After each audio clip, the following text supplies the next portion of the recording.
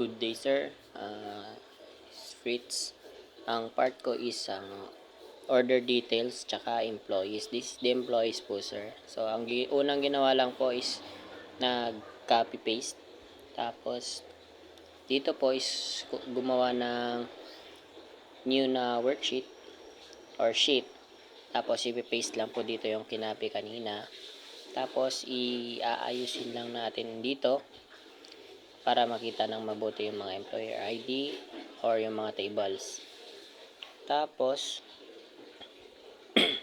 i-click lang yung employer ID, tapos isi-set siya as numbers, pati na rin yung birth date, gagawin din siyang number.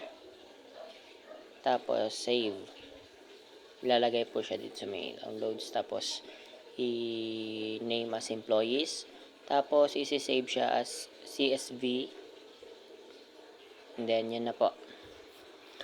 Dito na part is punta na tayo dito kay admin. Tapos pag nakagawa na po ng database dito, which is ito, magpapangalan tayo ng member 2. Tapos import. Tapos i-choose lang natin yung kagagawa natin na file na naka CSV. Then dito baba lang, tapos click to, tapos import. Pagkatapos yan, sir, is yan, okay na, walang errors. Tignan natin sa structure dito. Correct naman. Sa employer ID, gagawin lang natin siyang primary. Tapos, itong employer, i-change siya as int. Ito, int. Tapos, save. Tapos, sir, tignan na po siya kung okay na. Ayan.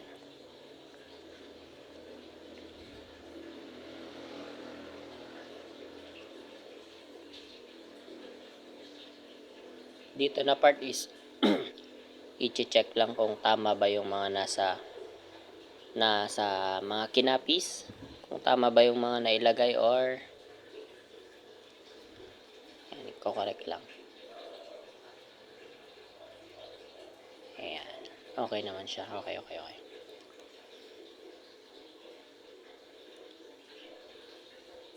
Next is andito,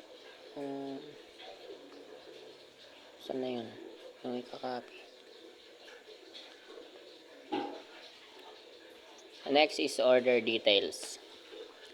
Dito is ikakopy natin ulit itong mga to, yung tables tsaka yung mga laman nya. Ito na, napakadami. Copy natin lahat to, sir. Tapos paste ulit. Gagawa ulit ng ng new na sheet para dito i-paste lang, tapos ayusin lang ulit para presentable siya. Tapos i-highlight, and then papalitan ulit ng number si order detail,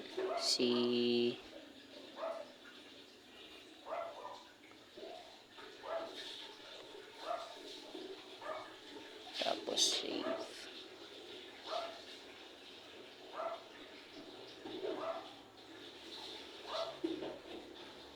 Tapos ini-name lang na order details. Tapos isi-save siya as CSV, something like that. Yun, save. Tapos same process lang sa ginawa kanina. Punta ulit kay admin. Pagkatapos kay admin is punta tayo sa member, import. Tapos yung file na kakagawa lang natin, click neto, open. Ayan, babatas, click ito ulit, tapos import. Ayan, so far walang error. Tignan yung structure ulit. Okay. Punta sa structure, si order details, at lahat na pala, lahat na is palitan. Si order detail gawing integer, gawin din integer. Order ID, product ID, tapos Yung isa hindi napapalitan. Kasi pwedeng ano yun may words.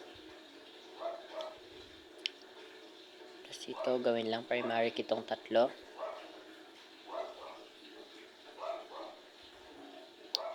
Ayun, okay na. Double check. Double